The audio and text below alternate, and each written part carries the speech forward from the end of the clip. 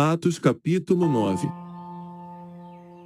E Saulo, respirando ainda ameaças e mortes contra os discípulos do Senhor, dirigiu-se ao sumo sacerdote e pediu-lhe cartas para Damasco, para as sinagogas, a fim de que, se encontrasse alguns daquela seita, quer homens, quer mulheres, os conduzisse presos a Jerusalém.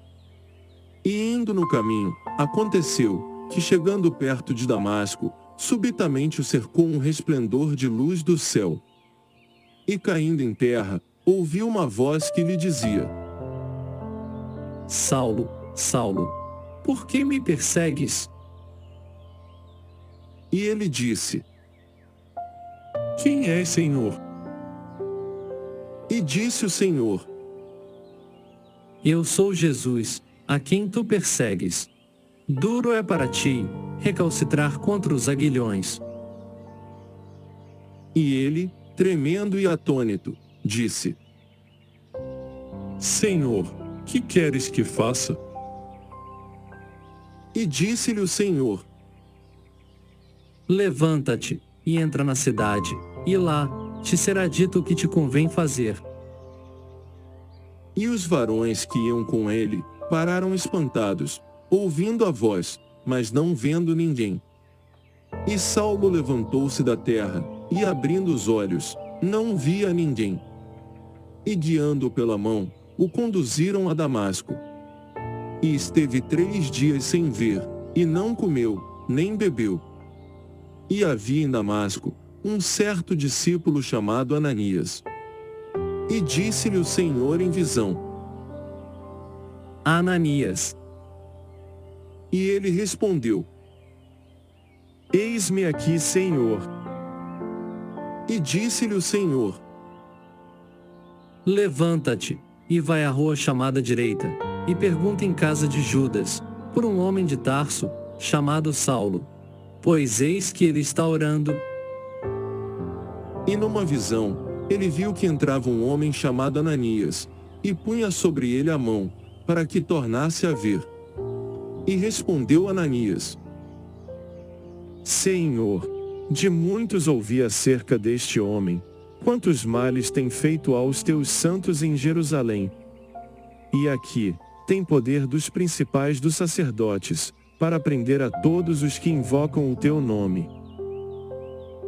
Disse-lhe, porém, o Senhor: Vai, porque este é para mim um vaso escolhido, para levar o meu nome diante dos gentios, e dos reis, e dos filhos de Israel. E eu lhe mostrarei quanto deve padecer pelo meu nome. E Ananias foi, e entrou na casa, e impondo-lhe as mãos, disse: Irmão Saulo, o Senhor Jesus, que te apareceu no caminho por onde vinhas, me enviou, para que tornes a ver e sejas cheio do Espírito Santo. E logo lhe caíram dos olhos como que umas escamas, e recuperou a vista. E levantando-se, foi batizado. E tendo comido, ficou confortado. E esteve Saulo alguns dias com os discípulos que estavam em Damasco. E logo nas sinagogas, pregava Jesus, que este era o Filho de Deus. Todos os que o ouviam, estavam atônitos, e diziam: Não é este o que em Jerusalém perseguia os que invocavam este nome? E para isso veio aqui, para os levar presos aos principais dos sacerdotes. Saulo, porém, se esforçava muito mais, e confundia os judeus que habitavam em Damasco, provando que aquele era o Cristo. E tendo passado muitos dias, os judeus tomaram conselho entre si, para o matar. Mas as suas ciladas vieram ao conhecimento de Saulo. E como eles guardavam as portas, tanto de dia como de noite, para poderem tirar-lhe a vida, tomando de noite os discípulos, o desceram, dentro de um cesto, pelo muro. E quando Saulo chegou a Jerusalém, procurava juntar-se aos discípulos, mas todos o temiam, não crendo que fosse discípulo. Então Barnabé, tomando consigo, o trouxe aos apóstolos, e lhes contou como no caminho ele vira ao Senhor, e este lhe falara, e como em Damasco falara ousadamente no nome de Jesus. E andava com eles em Jerusalém, entrando e saindo. E falava ousadamente no nome de Jesus. Falava e disputava também contra os gregos, mas eles procuravam matá-lo. Sabendo, porém, os irmãos, o acompanharam até Cesareia, e o enviaram a Tarso. Assim, pois, as igrejas em toda a Judéia, e Galiléia, e Samaria, tinham paz, e eram edificadas. E se multiplicavam, andando no temor do Senhor e na consolação do Espírito Santo. E aconteceu, que passando Pedro por toda parte, veio também aos santos que habitavam em Lida. E achou ali certo homem, chamado Enéas, jazendo numa cama, havia 8 anos, o qual era paralítico. E disse-lhe Pedro: Enéas, Jesus Cristo te dá saúde. Levanta-te, e faze a tua cama. E logo se levantou.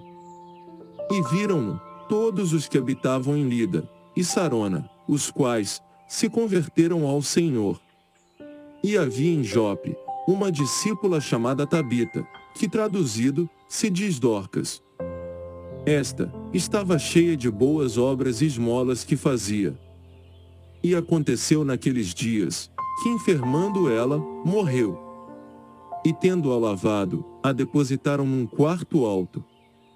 E como Lida era perto de Jope, ouvindo os discípulos que Pedro estava ali, lhe mandaram 2 varões, rogando-lhe que não se demorasse em vir ter com eles. E levantando-se Pedro, foi com eles. Quando chegou, o levaram ao quarto alto, e todas as viúvas o rodearam, chorando, e mostrando as túnicas, e vestes que Dorcas fizera quando estava com elas. Mas Pedro, fazendo-as sair a todas, pôs-se de joelhos e orou. E voltando-se para o corpo, disse: Tabita, levanta-te. E ela abriu os olhos, e vendo a Pedro, assentou-se.